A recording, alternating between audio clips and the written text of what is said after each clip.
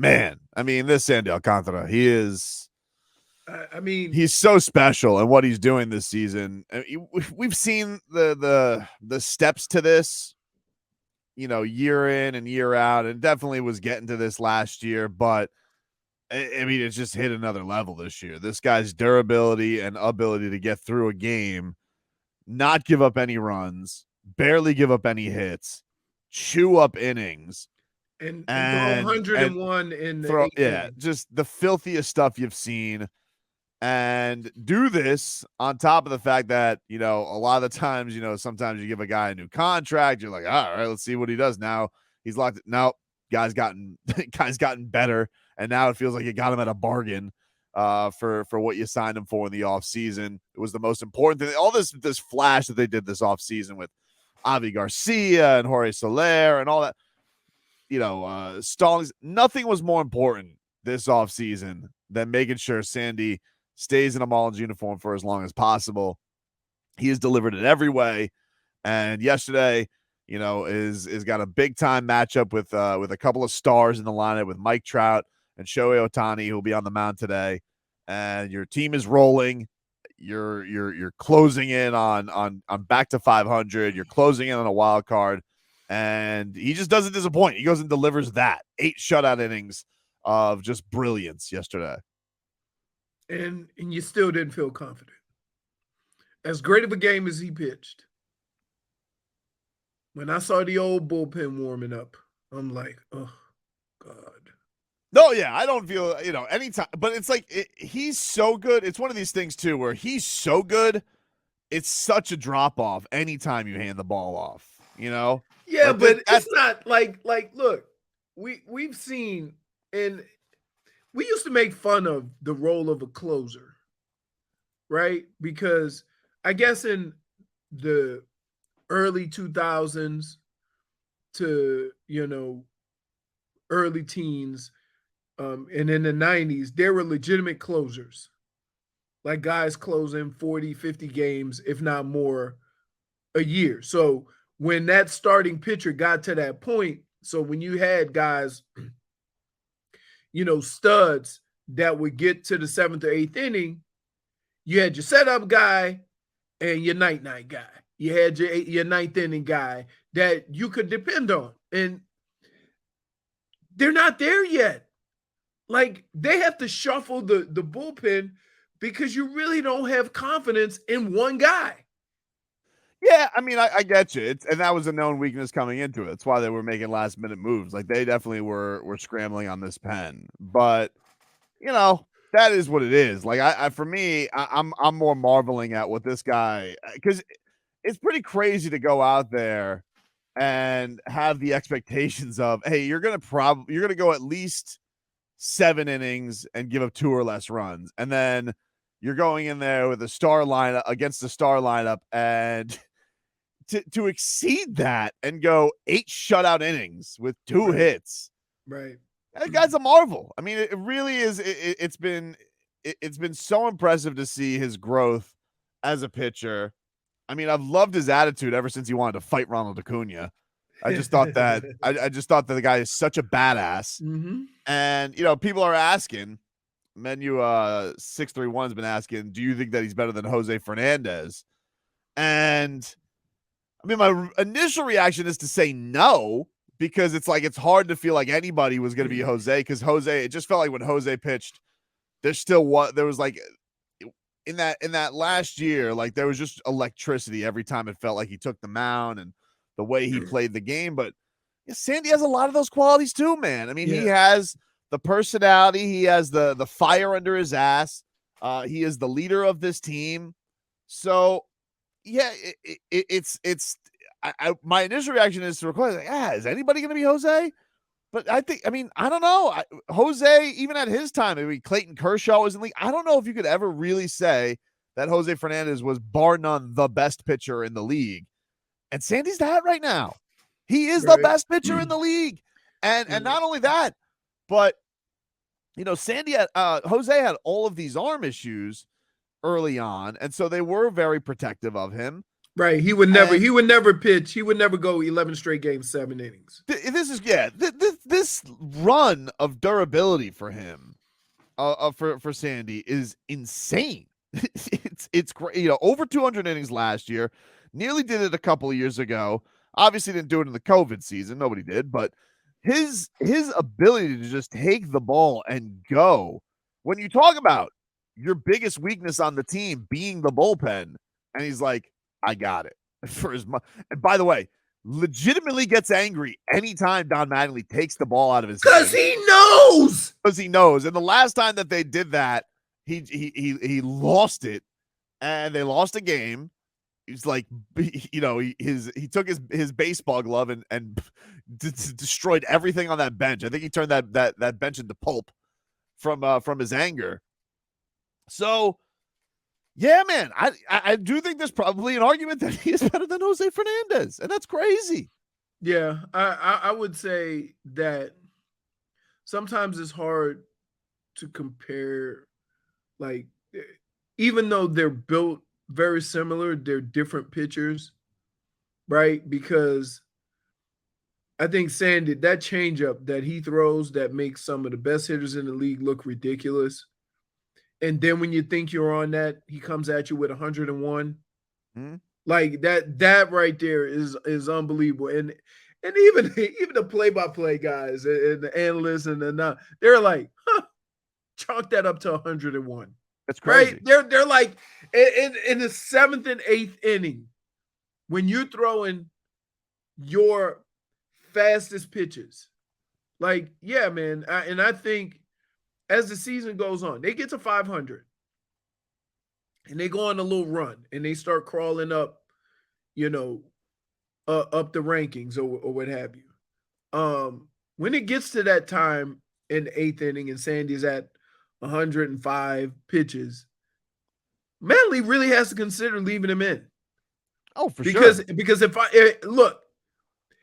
I'm going out and I'm not winning these close games, it's not going to be because we put our the weakest area of our team out there in hopes that they do it. It'll be because our ace, got a little tired. I can live with that, but I can't. It's hard, man. Every night when you get quality starts and your team can't close it out because the glaring weakness of your team is the part of the team that you need the most. Right.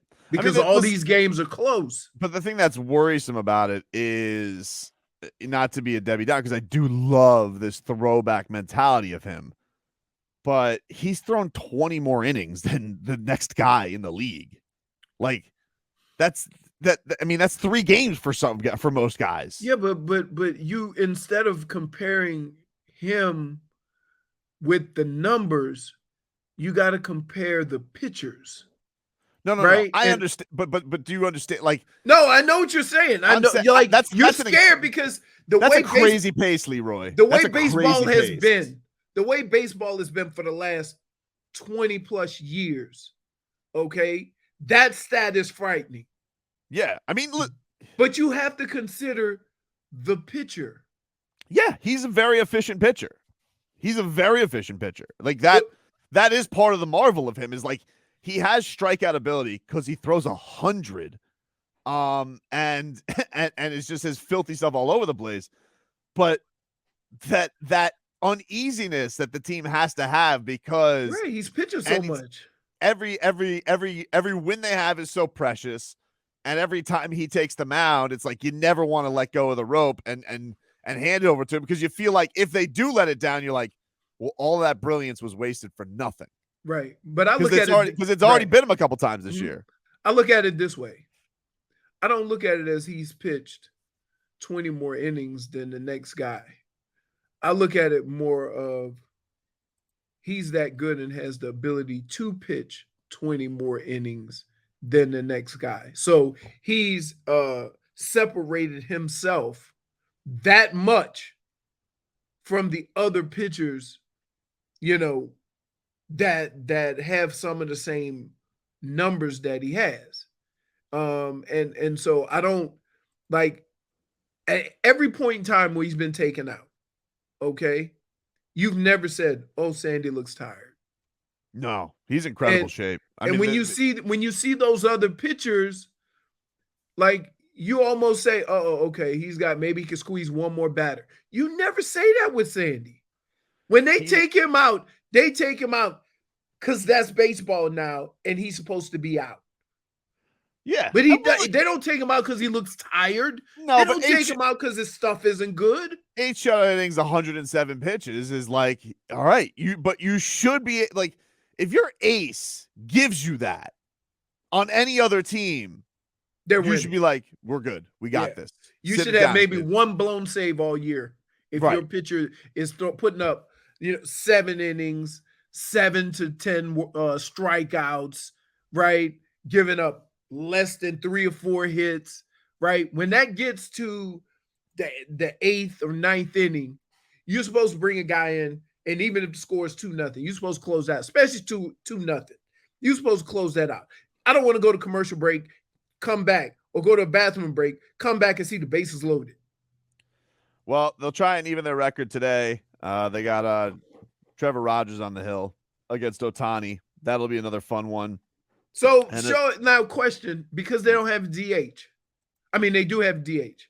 Yeah. So do they just bat Ohtani as the DH? Yeah, I think that's how it works. Okay. All right. Because like it's crazy. Like they don't. There's a lot of teams say, you know what? Let's put an extra bat in. We don't want to bat our pitcher, and the Angels are like, no. He is our best hitter. Text writes in. Right now Sandy's like DeGrom. No run support forever. Won the Cy Young. He's been great, man. He's been fantastic. I saw yesterday.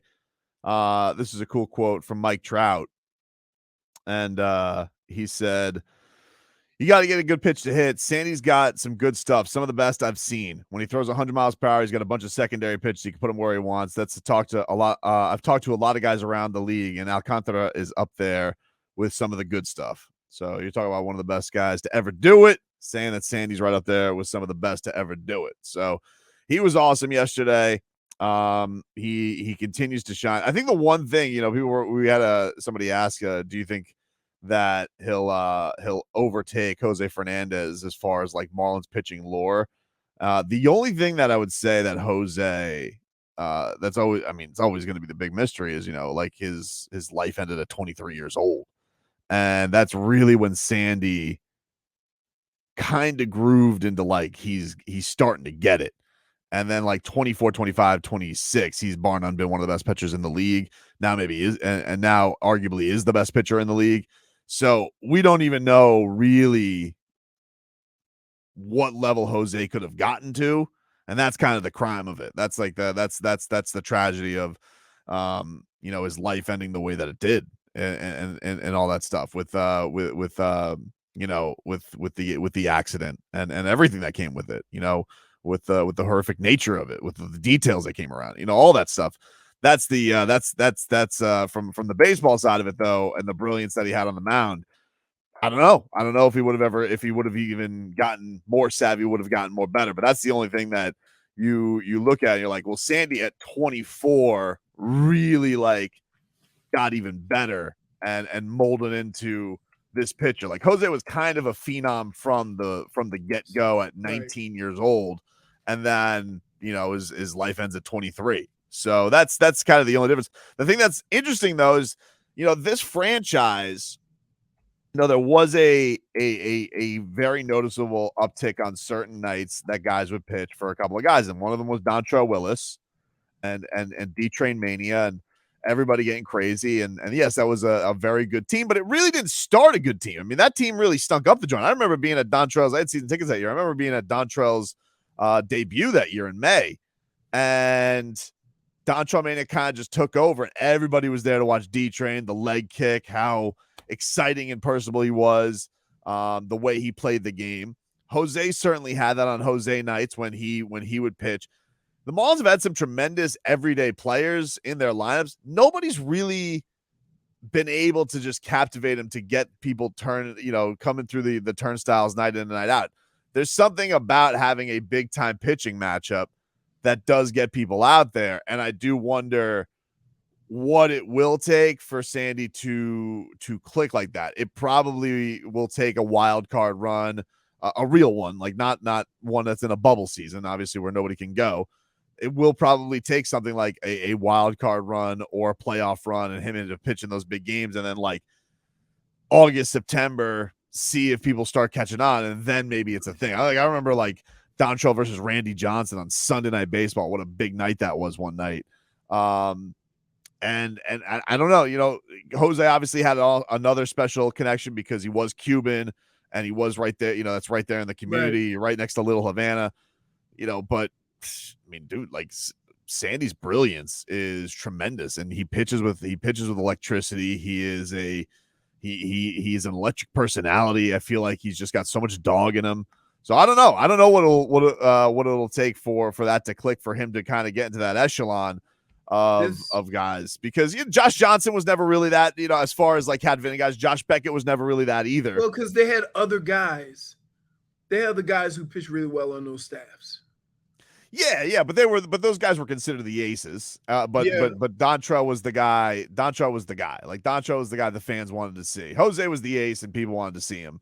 But like those guys had an X factor with this market, because this market has had very few guys who I feel like have really had the X factor. Like as good as Jazz Chisholm could be or maybe, I don't know if he'll ever equate to a bump in attendance. I don't, by himself. I don't know.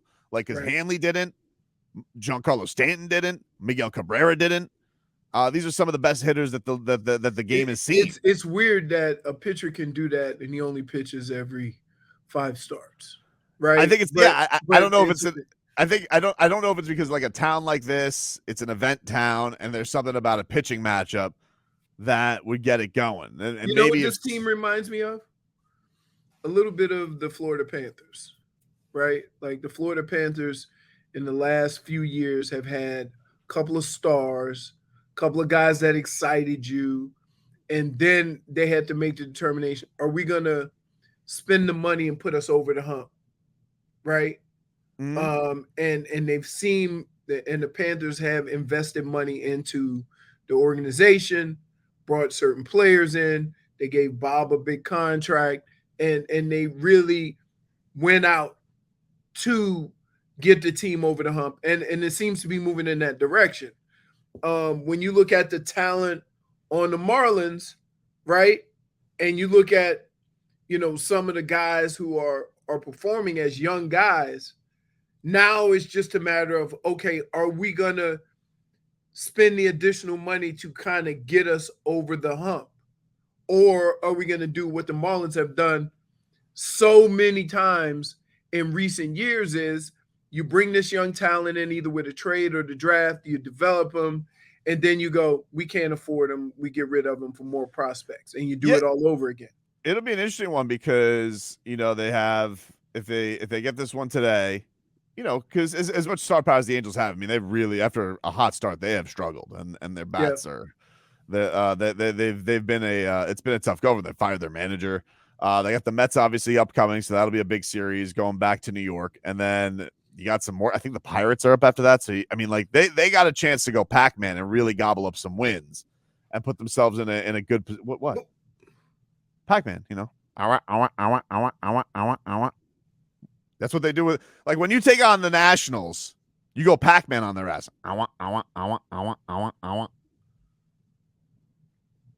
Don't look at me like that, dude. That's what you do. You gobble up wins. What's the sound again, though? I gotta make sure I got it right. No. When you have a chance to gobble up wins, you go Pac-Man. You remember? I want. It's not bad. Get that strawberry.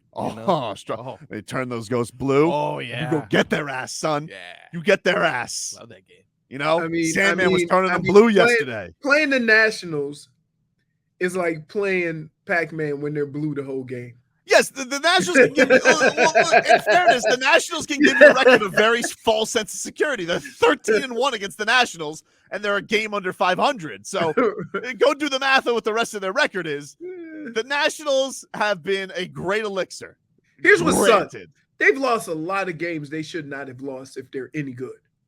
The Marlins, yeah, that's another thing. The Marlins have lost a lot of one-run games. So there's a give and take. There's a give and take. But if they can get on a run here against these really stinky teams, other teams get to play them too. Yeah. All right. So